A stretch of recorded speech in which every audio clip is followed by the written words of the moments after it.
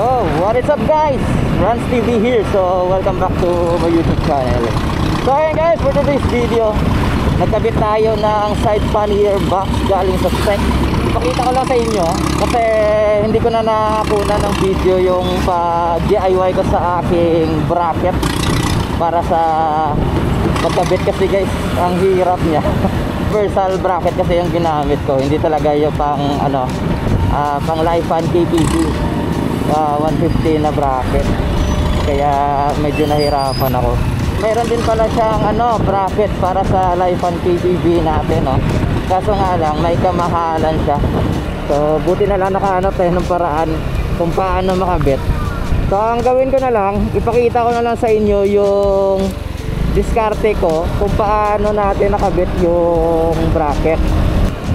So ayan, maganda naman yung binigay ng SEC na side pannier na bracket kasi nag-stock naman talaga sa universal talaga, nag-stock sa motor ko. Kaso nga lang hindi siya masyadong matibay para sa akin, pero goods na para sa mga lightweight na dala. Kasi ang kagandahan lang sa side pannier box guys is kapag nagda-travel kayo ng malayo, maganda siyang lagayan ng mga gamit nyo, kasi kapag madami kayong mga gamit na nilagay, mga camera, tapos mga mic, tapos mga damit mo.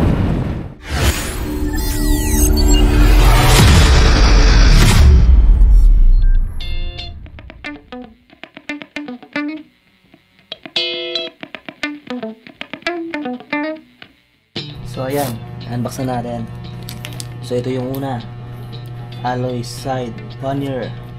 Ito yung bracket na universal galing sa SEC. So ayan, maraming salamat SEC. So buksan na natin,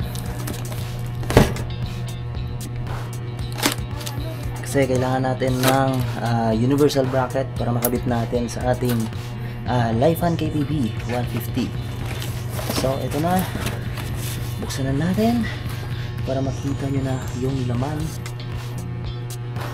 So ito yung plate nya, ito yung plate holder para sa ating side pannier box na SEC. So galing din ito sa SEC, no? So napakaangas. Dito yung hook, yung ganda. So ayan, may apat na dito mounting para dito nyo ikabit yung side box, metal plated. So ayan, pinafabricate talaga, so napakakapal ng metal nya. So ayan, angas nito. So ayan, huwag ko na buksan ito, katulad din ng isa nun, magkabilaan kasi ito. Ayan, dalawa. Tapos ito yung mga bolts, Allen type, puro Allen type na na bolts. Tapos ito naman yung nya, nabibend din to para makabit natin mismo sa motor. So grabe yung nya, yung thickness ng ng bracket, sobrang kapal. So yung nabili ko lang dito is siya, libre na lang yung bracket pagkabili ko ng side box. So ayan, buksan na natin, proceed na tayo sa side box. Yun. So ayan, una, bubble wrap, diba? May mga siya sa mga side ng box niya is may bubble wrap siya. So sobrang secure talaga yung item natin. Kailangan talaga may mga ganito, kasi kapag na-UP naman is pwede natin siya masauli sa binilhan natin na shop. So kailangan talaga i-secure ng mga ng mga seller ang mga ganitong klaseng fragile na item, di ba? Solid. So ipakita ko na sa inyo yung actual, kasi same design, black color yung pinili natin. So galing sa SEC, so napakaganda. Ito natin, let's go. Yan. So yung napili ko dito is alloy siya na side pannier box. Ayan, buksan ko na para makita nyo. may kasama siyang sticker. So ito yung set na emblem, tapos may sticker siya kasama sa plastic. So ito yung sticker na kasama guys. So pwede niyo siyang idikit. So made in alloy siya guys. Yan, alloy yan. Alloy, hindi siya plastic. Tapos dito is parang may hawakan siya para mabilis nyong matanggal. So ayan. Tapos same din siya ng ano, top box, may ganito. Yan. Let's go. Angas ito.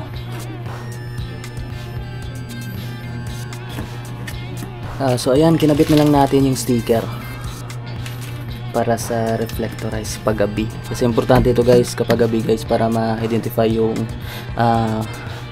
lapad ng motor natin, no. Yan, para hindi tayo masagi ng mga ibang sasakyan.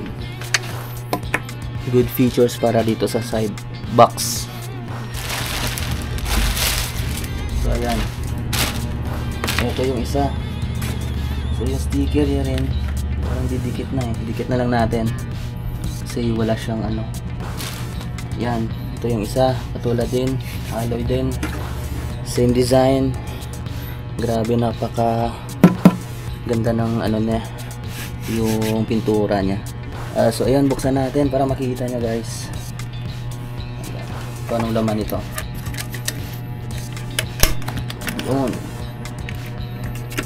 Yun sa loob. Susi lang. Ayan, wala siyang duplicate na susi kasi kabilaan na susi guys, para dito sa ano niya is magkaparehas lang. So magkabilaan na ito guys. Yung isang susi nito is swak sa ano, sa isa. So ayan, ipakita sa inyo yung susi niya. Ayan, may set na logo. Susubukan natin magkabilaan guys. Okay, swak sila, oh. Then swak din. Ayos. Tapos sa isa, pakita ko naman.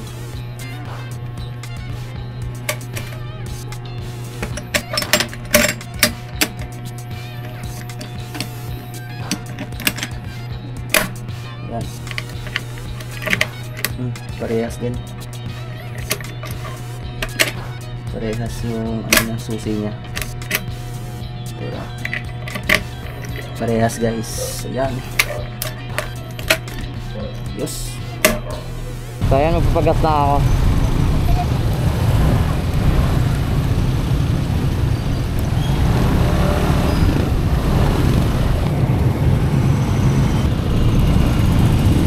Kain muna tayo guys. Iba ka na lang. Kain muna ako guys bago tayo mag-review ng side pannier box. Ayan, kasama ko, OBR ko. Ayan, shout out. Yeah. Hi guys. Pagod.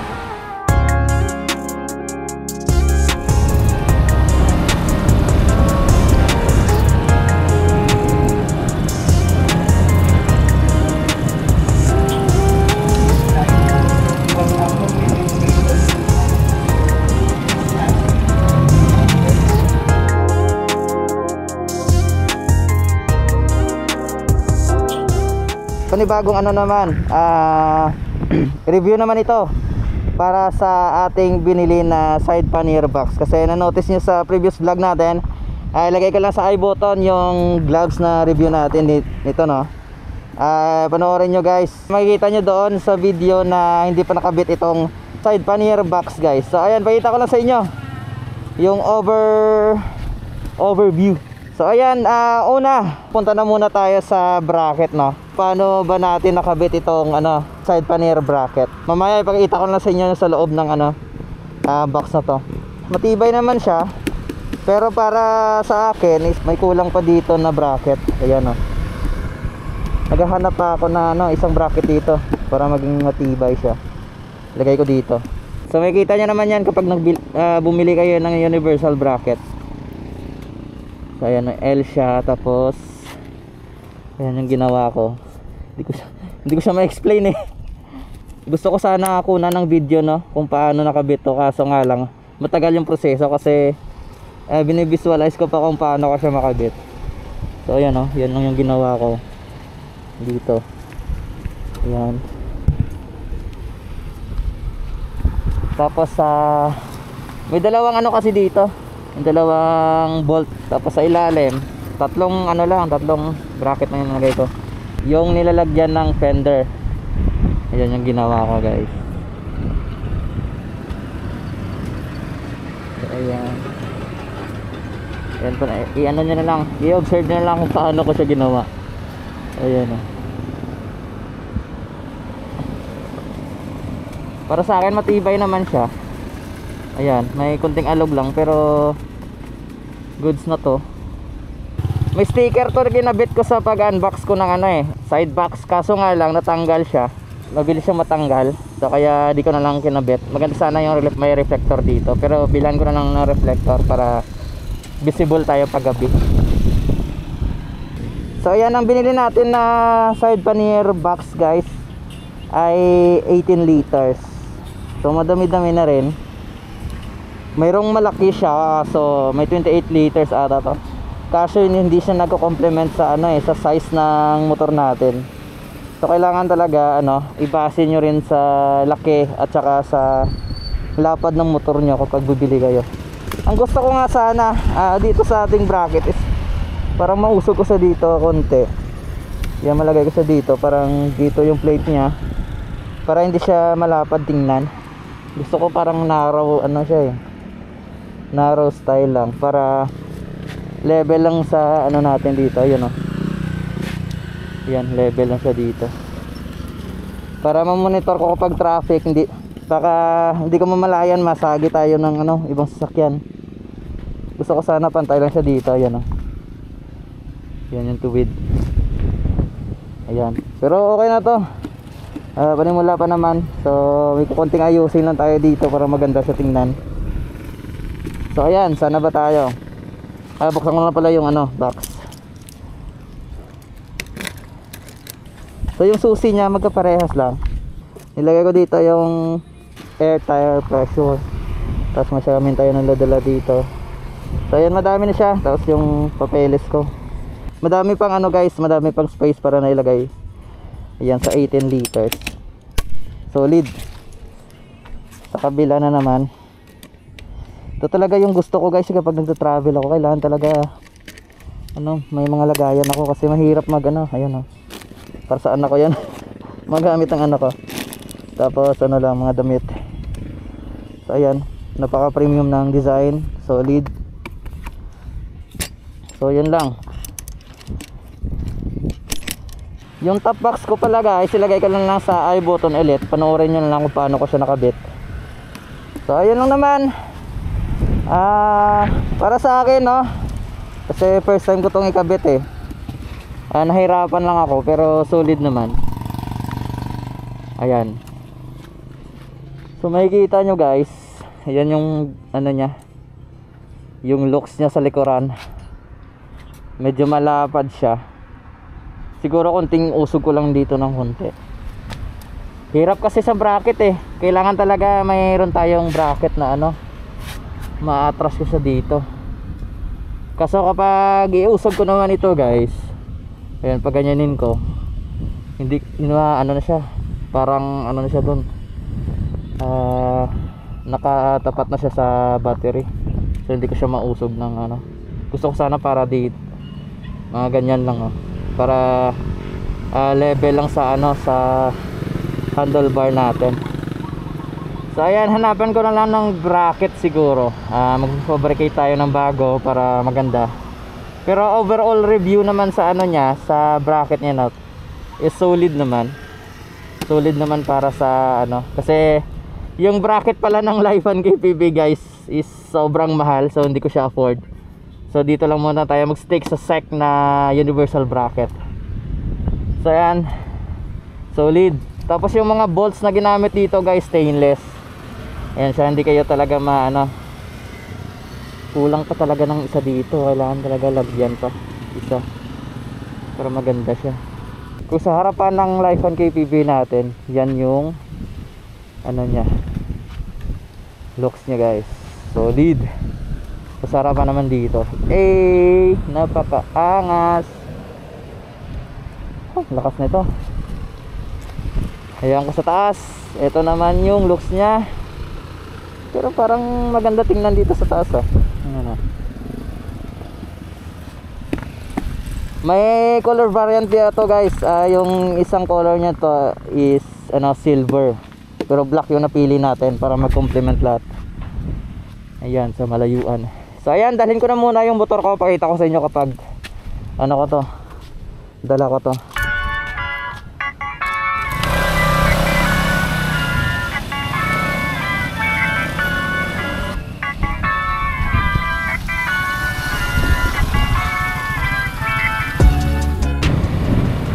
Parang nauutal ako sa sa pag-review ko.